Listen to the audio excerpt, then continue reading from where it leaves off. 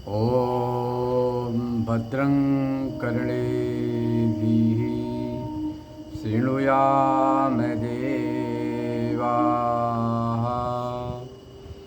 भद्रं पश्येमाक्षभिर्यजत्राः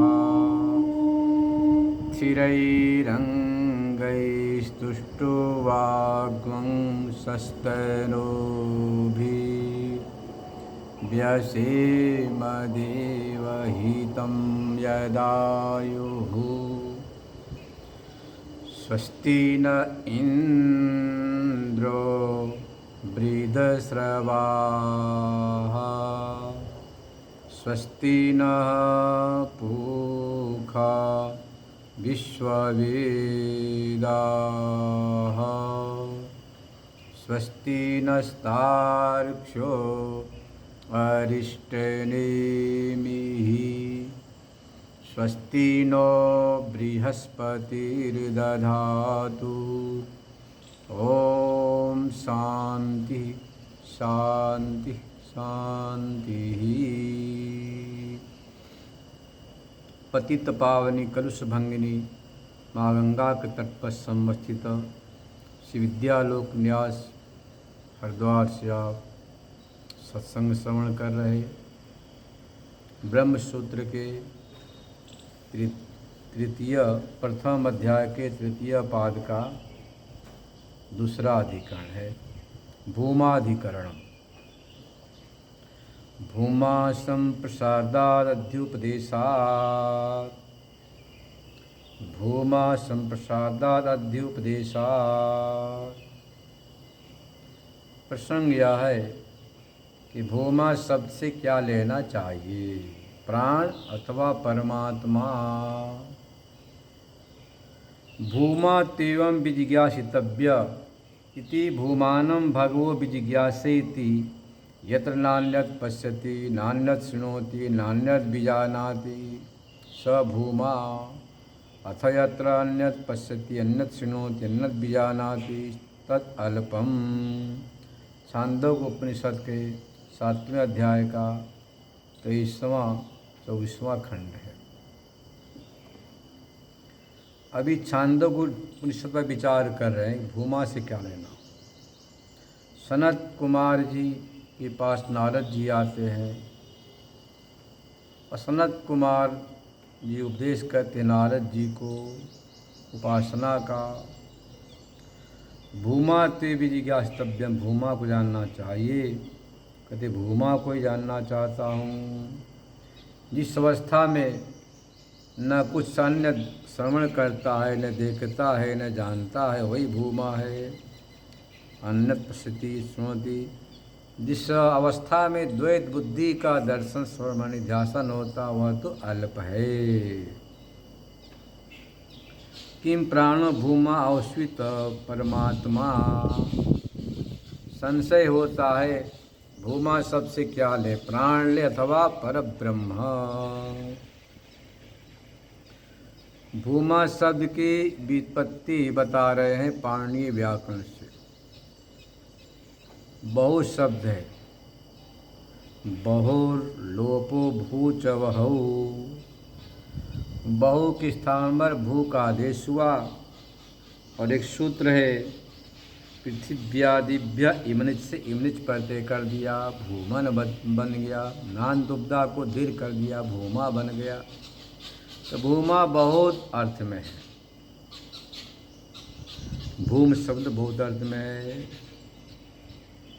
प्राणो वा आशाया भूयान छंदोग में आता है कि प्राण आशा से भी श्रेष्ठ है। उसके सानिध्य से यहाँ संशय होता है कि प्राण को ही क्यों न लिया जाए भूमा शब्द से। प्रसंग आता है श्रुतम एव मे भगवद ऋषिभ्य हरति शोकम आत्मवीत इति सोहम भगवा शोचामि तम मां भगवान शोकस्य पारम तारयतु।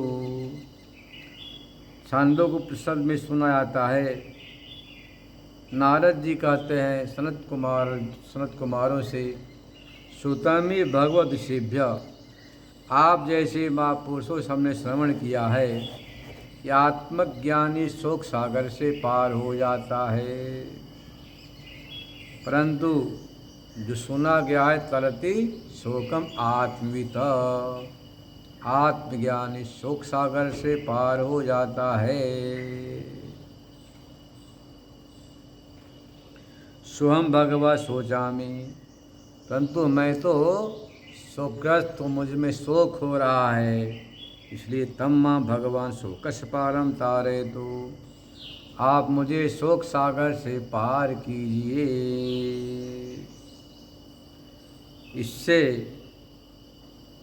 संशय होता है कि परमात्मा भूमा, परमात्मा ही भूमा है।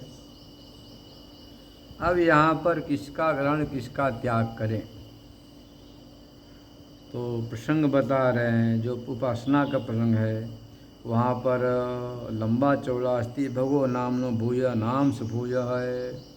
इसके बाद वाणी से भूय, मन से भूय इत्यादि करते करते प्राणान भूय कहा। प्राणोवासाया भूयानि वाक्य पढ़ा गया है। और वहाँ पर प्राणवेत्ता को अतिवादी किया। सबका अतिक्रमण करने से सबसे श्रेष्ठ है, महान है।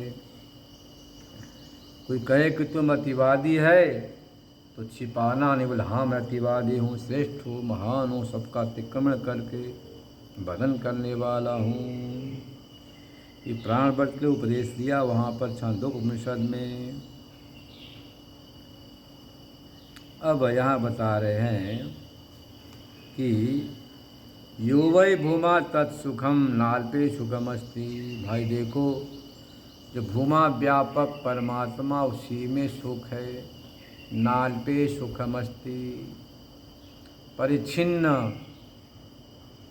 दृश्य जाड्य अनात्म पदार्थों में सुख का गंध भी नहीं है। इस सुखत्व का भास है। जिस प्रकार से रस्सी में सांप भासित हो रहा, सीपी में चांदी का भास हो रहा है, मोबाइल में पूरे दुनिया की प्रतीति हो रही है कुछ नहीं, पर घंटों घंटों आप मोबाइल को देखकर अमूल्य समय को बर्बाद कर देते हो।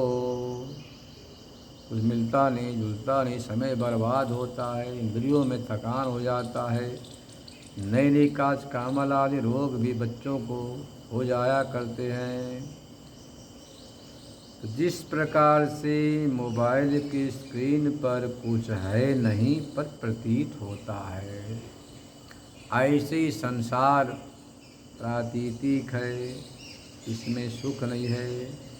भूमा परमात्मा में ही सुख है। अत्रेष देवः स्वयं प्रकाश स्वप्नान् न पश्यत्यथ यदि तस्मिन् से सुखम भवति। जिस समय सुप्ति अवस्था में ये जो ज्ञानेंद्रियां हैं अपने कारण मन में विलय हो जाती, मन भी अपने कारण अविद्या विलय हो जाता है, और जो चिदाभास अपने स्वस्वरूप में प्रतिष्ठित हो जाता है, उसमें बड़ा सुख का अनुभव होता है। सुख की स्मृति होती है। जब आप जगते हो तो जगने के बाद आपकी स्मृति आती है, सुखपूर्वक सोया। यदि वहाँ पर मन रहेगा तो खटपट बनता रहेगा। मास अविद्या वृत्ति है, उससे विद्या वृत्ति से अनुभव हुआ, बाद में उसकी स्मृति होती है, कोई अनुमोदन स्मृति होती है। जो मैं भूमा तत्सुखम तद अमृतम, वही अमृत है। अब वहाँ यह भी कहा गया है प्राणो वा अमृतम, कौशिक उपनिषद में प्राण भी अमृत है, तो क्यों न प्राण से लिया जाए, ऐसा संशय हो गया। अन्यत्र भी कहा है छांदोग्य में प्राणो पिता, प्राणो माता, प्राणो भ्राता, प्राण स्वसा, प्राण आचार्य, प्राणो ब्राह्मण। छांदोग्य के 7वें अध्याय के 15वें अध्याय खंड में कहा गया है, प्राण को सर्वात्मा रूप से दिखाया गया है। यहाँ तक कहा, यथा वा अरा नाभो समर्पिता एवं इसमिन् प्राणे सर्वं समर्पितम। जिस प्रकार से पुराने ज़माने में रथ हुआ करता था, रथ के पहिए में छोटी छोटी लकड़ियों को हम आरा बोलते, सारी आरा नाभि में प्रतिष्ठित होती, नाभि से जुड़ी होती हैं। नाभि बिखर गया, सब बिखर जाते। ऐसे ही प्राण में सब कुछ समर्पित है, अध्यस्त है, प्रतिष्ठित है। इस दृष्टांत से प्राण को सर्वात्मा कहा है, इसीलिए प्राण को लोक पूर्व पक्षी कहता है। तब सिद्धांत में कहते नहीं जी, प्राण सब भूमा से प्राण को ले नहीं सकते हैं। उच्चते आचार कहते हैं, उच्चते गण से परमात्मैव भूमा भवितुमर्हति न प्राणः। परमात्मा यहाँ पर भूमा शब्द से ग्रहण करना, प्राण को नहीं लेना। क्यों? संप्रसादाद्युपदेशात्, संप्रसाद के बाद उसका उपदेश किया गया है।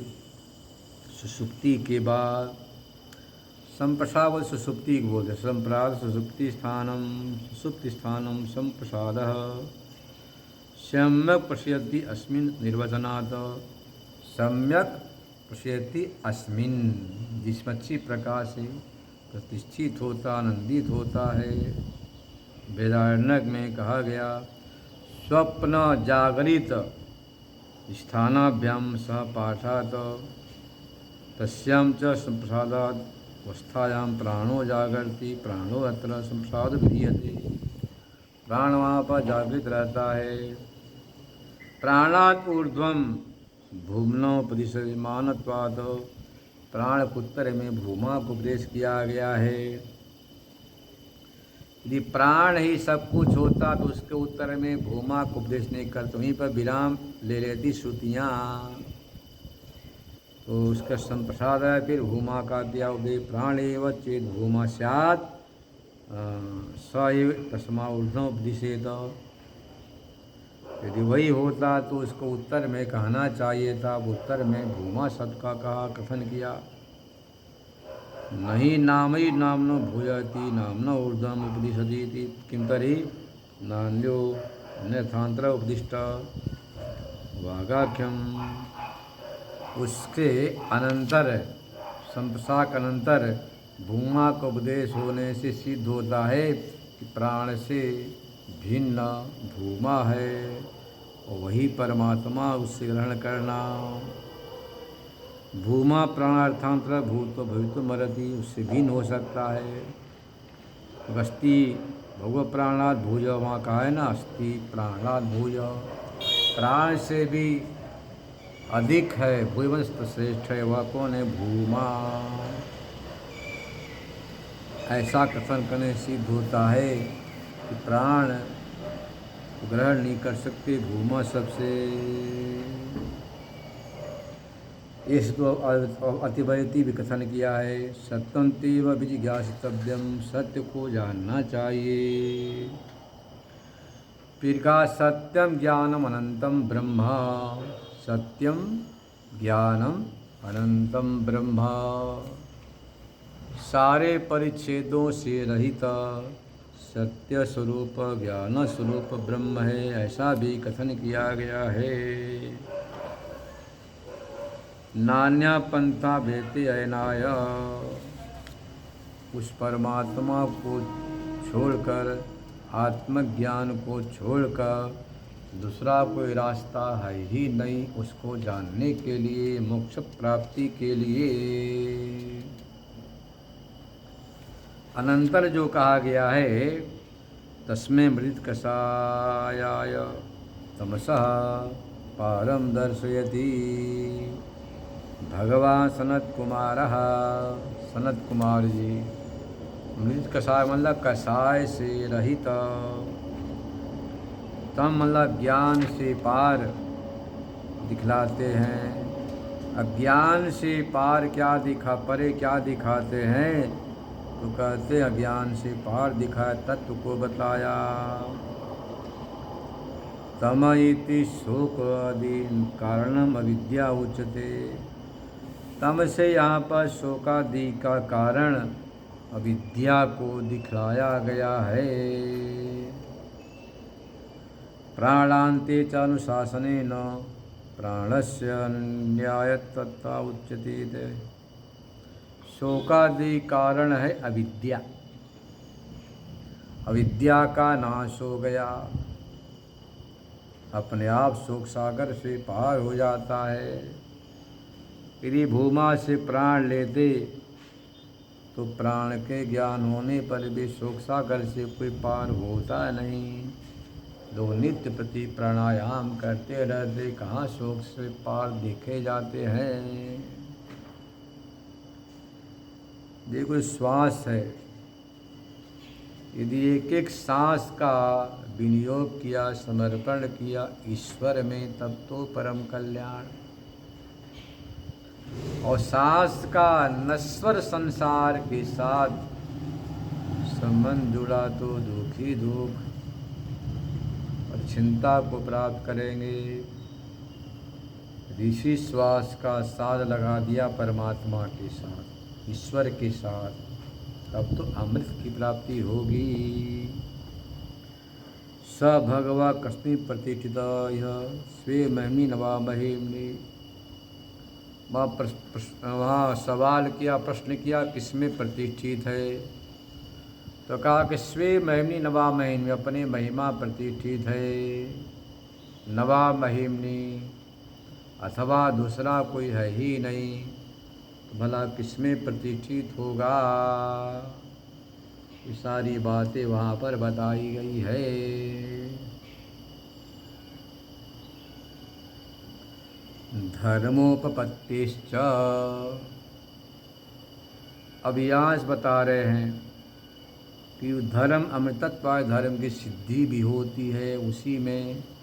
यदि आपने भूमा से परमात्मा को लिया, अमृतत्वादि धर्म की सिद्धि निष्पत्ति वहाँ होती है। हाँ, भूमनि श्रूयन्ते धर्मः परमात्मानि। जो भूमा में धर्म है परमात्मा में उत्पन्न होते हैं। यत्र नान्यत् पश्यति नान्यत् शृणोति नान्यत् विजानाति स भूमा। भूमा की परिभाषा किया, जिस अवस्था में न कोई देखता है, न सुनता है, न जानता है, वही भूमा है। ऐसा तो मात्र एक अभेद अवस्था, द्वैत अवस्था है, परमात्मा में प्रतिष्ठा है, जहाँ पर समूचे संपूर्ण द्वैत का विलय हो जाता है। विलय हो जाने के बाद ज्ञाता ज्ञान या त्रिपुटी का भान नहीं होता है। इसीलिए वही भूमा है, वही परमात्मा है। यत्र त्वस्य सर्वमात्म्य भूत तत्किं पश्येत, ये भी कहा है। जिस समय सर्वात्मभाव हो गया, सब एक ही हो गया, तो भला किससे कौन देखेगा, किससे कौन व्यवहार करेगा, इत्यादि श्रुतियाँ भी कहती हैं। सुषुप्ति अवस्था में दर्शनादि व्यवहार का भाव है। सोपी आत्मनैव संगत्व यक्षया उक्तो न प्राण स्वभाव यक्षया। किसी ने कहा भैया सुषुप्ति अवस्था में सारे व्यवहार का भाव है, वह भी जब आत्मा में असंग रूप से प्रतिष्ठित हो जाता तभी होता है। वो प्राण का स्वभाव नहीं है। यद्यपि तस्यावस्थायां सुख मुक्तम, सुषुप्ति अवस्था में जो सुख आ गया, जो ससुप्त सुख है, तदपि आत्मन एवं सुख रूपत्व विवक्षया। ससुप्त जो सुख है वह भी आत्मा का ही है, क्योंकि उस समय चिदाभास अपने स्वरूप में आत्मा प्रतिष्ठित हो जाता है। तो आनंद का भान होता है। असी मात्रा उपजीवन, उसी आनंद की मात्रा को लेकर व्यवहारिक जगत में व्यवहार में उतरता है। जब थक जाता है तो पुनः सुसुप्ति के लिए लालायित हो जाता है, सोने के लिए। यत आह ईश्वस्य परम आनंद एतस्यैवानंद अन्यानि भूतानि मात्रा मोह जीवंती। कितना स्पष्ट कर दिया। यही आत्मा का वह परम आनंद है जो ससुप्त आनंद है। वह मानो कि एक तरह से आपके स्वरूप का ही आनंद है। उसी आनंद को भूत प्राणी उसकी मात्रा को आश्रय करके जीवन यापन करते हैं। कितना भी आप व्यवहार करो, जब थक जाते हो तो थकने के बाद पुनः सुसुप्ति में आप दौड़ कर जाते करते भाई सोने दो, दरवाज़ा बंद करो, खिड़कियाँ बंद करो, सब जाओ सोने दो, आप कहते हैं ना।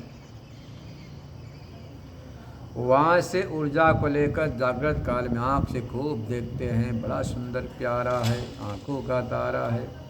मीठी मीठी बातों को सुनते, मीठी मीठी बातें करते हैं, घूमते हैं, खाते पीते हैं। जब थक जाते तो क्या बोलते हैं, भाई सोने दो। इसलिए कह दिया ये तस्य मात्राम उपजीवन्ति अन्यानि भूतानि विश्वस्य परम आनंद एतस्यैवानन्दस्य अन्यानि भूतानि मात्राम उपजीवन्ति। मात्रा का आश्रय करते हैं। यो वै भूमा तत्सुखम नाल्पे सुखम अस्ति। भूमे सुखम, जो भूमा है वही सुख है। नाल्पे सुखम अस्ति, इस परिच्छिन्नता में सुख का तो गंध भी नहीं है। अमृतत्व श्रूयमाण सामय सुख निराकरण ब्रह्म सुखम भूमान दर्शयति। सामय मतलब आमय नाम दुख का है। जो संसार का सुख है वो सामय सुख है। आचार्य ने कितना सुंदर वैज्ञानिक शब्दों का चित्रण किया। जो संसार का सुख है वह सारा सुख सामय है। आमय सहित सामय। आमय मतलब दुख, दुख के सहित होने से सामय कहा। इस संसार का जो सुख है, जो आँख से देखने का, कान से सुनने का, वाणी से बोलने का, त्वचा से स्पर्श का, जीभ से चखने का, पैर से जाने आने का, तमाम सुख आमय मतलब दुख से मिश्रित हैं। इन सुखों से आप अपने आप थक कर ऊब जाते, कहते हटाओ हटाओ बहुत हो गया, हमसे दूर हो जाओ, हट जाओ, ऐसा आप बोलते हैं। तो संसार का जो सुख है सामय है, मतलब दुख के सहित है, रोग के सहित है। इसमें एक भवरोग लगा हुआ है, भवरोग है। पुनरपि जननम पुनरपि मरणम पुनरपि जननी जठरे शयनम। भज गोविंदम भज गोविंदम भज गोविंदम मूढ़मतेरे। संसार का सुख तो बार बार जन्मना है, मरना है, और यही इसी का नाम संसार है। जब तक आपने परमात्मा को नहीं जाना तब तक संसार जो दुखालय से छुटकारा होना संभव नहीं है। सबसे बड़ा संसार मन है। मने मनुष्याणाम कारणम बंध मोक्षयो बंधना विषयासक्तम मोक्षा निर्विषयम मनः। जितने भी विषय हैं, आहय रूप रस गंध स्पर्श शब्द, इसमें जब आप आसक्ति करते इससे बंधन होता है। और जैसे अपने मन से विषय को निर्गत विषयो यस्मात्, जिस मन से विषय निकल जाते हैं वहाँ सुखी सुख आनंदी आनंद है। हाँ, अमृतत्वमेव श्रीमाणम परम कारणम गमति। अमृतत्व का कथन किया गया। अतो अन्यत आर्तम, कुछ भूमा को छोड़कर, परमात्मा को छोड़कर सब आर्त मतलब दुख है। भले ही अविचारित रमणीय लगता हो, आपात रमणीय लगता हो, बिना विचार किए संसार बड़ा सुंदर सुखद प्रतीत होता है। जो वास्तव में विचार करते हैं तो संसार में दुख ही दुख है, सुख का नामो निशान नहीं है। यह बात मात्र विवेकी को ज्ञात होता है, और विवेकी तो संसार में उलझा रहता है। अतो अन्यत आर्तम, अतः मतलब परमात्मा को छोड़कर, अतः मतलब जो द्वैत बुद्धि है, अन्य दर्शन, अन्य श्रवण है, त्रिपुटी भान है, इससे जो भिन्न है, सब आत्म मतलब दुख रूप है। तथा च सत्यत्वं स्वमहिमा प्रतिष्ठित्वं सर्वगतत्वं सर्वात्मत्वं चैते धर्मा श्रेयमाणा परमात्मनेवोपरन्ते नान्यत् तस्मा भूमा परमात्म सिद्धम। सत्यत्व और स्वमहिमा प्रतिष्ठा जो धर्म है वह मात्र परमात्मा में ही बन सकते। परमात्मा स्व का नहीं तो बन नहीं सकता, इसीलिए इसे आप परमात्मा ही लेना। तो सिद्ध कर दिया कि भाई यो वै भूमा तत्सुखम नाल्पे सुखम अस्ति। जो भूमा मतलब कि व्यापक है, उसी में सुख है। अल्पता में सुख का नाम हो निशान नहीं है। सुख की मात्र भ्रांति है, सुख है नहीं, पर सुख की भ्रांति, सुख की प्रतीति है। दो शब्द है, प्रतीति और उपलब्धि। संसार में सत्यत्व, सुखत्व आदि की प्रतीतियाँ हो रही, आँख से प्रतीत हो रहा, कान से लगता है सुनने में अच्छा आनंद आ रहा है, मन से चिंतन करने से बड़ा आनंद आता, संकल्प विकल्प चित्त से चिंतन करने में। पर वास्तव में विचार कर देखें तो प्रतीति से अधिक कुछ भी नहीं है। संसार के अनुकूलित पदार्थों में ध्यान रखना, संसार के आपके जो अनुकूलित पदार्थ हैं, उस पदार्थों में सुख की, सत्यत्व की प्रतीतियाँ होती हैं। जैसे आप दौड़कर वहाँ जाते हो तो वहाँ उसकी उपलब्धि नहीं होती है। जहाँ पर जो चीज़ होता वहीं पर उसकी उपलब्धि होती है। संसार में यदि सत्य चित आनंद होता तो उपलब्ध हो जाता, है नहीं तो उपलब्ध कहाँ से होगा। सत्य चित आनंद तो भूमा का, परमात्मा का स्वरूप है।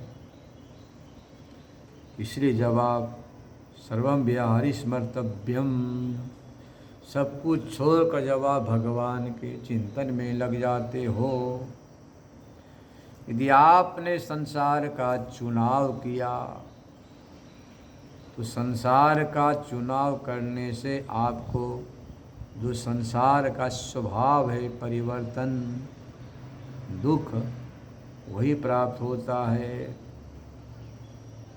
प्रत्येक वस्तु का अपना गुण धर्म है। नमक का स्वभाव खारापन, मिर्ची का तीखापन, काले मिर्च का कटुता है, इमली का खटास है, गुड़ का मिठास है।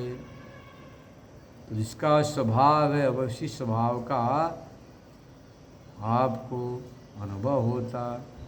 ऐसे संसार का स्वभाव है क्या स्वभाव है? दुख रूपता, है ना, अनात्म रूपता, जाड्य, परिच्छिन्नता, बदलाव, चेंजिस, जिसको कहते हैं धोखा हो गया। आप चाहते हो संसार का कोई बदलाव न हो, परिवर्तन न हो, जस का तस बना रहे, तो संभव कैसे होगा? संसार का स्वभाव है परिवर्तन। आप परिवर्तन के साक्षी आत्मा हो। यदि आपने परिवर्तन के साक्षी में प्रतिष्ठित हो गए तब तो आनंद ही आनंद, इसको भूमा करते, योगई भूमा तत्सुखम नान्पे सुखम अस्ति।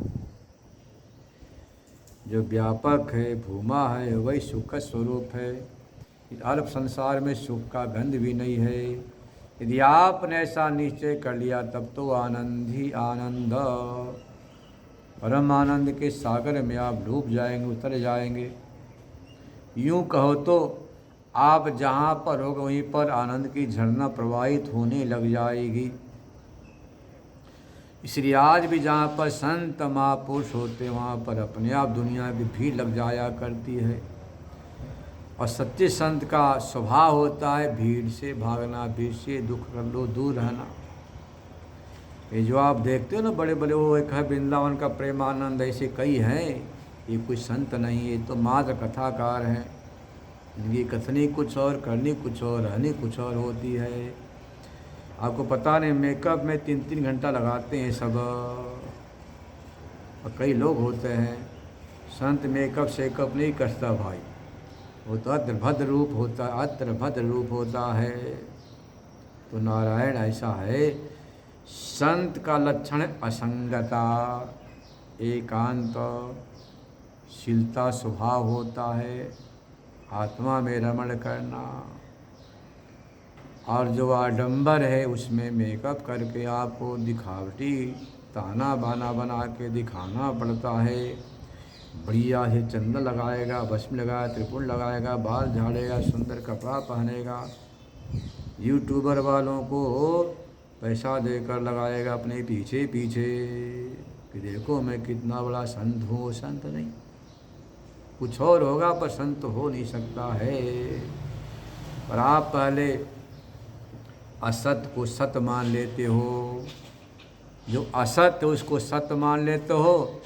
असत सामने आता है तो बुराई करते हो, हाय हाय कलयुग आ गया, मुझे धोखा हो गया।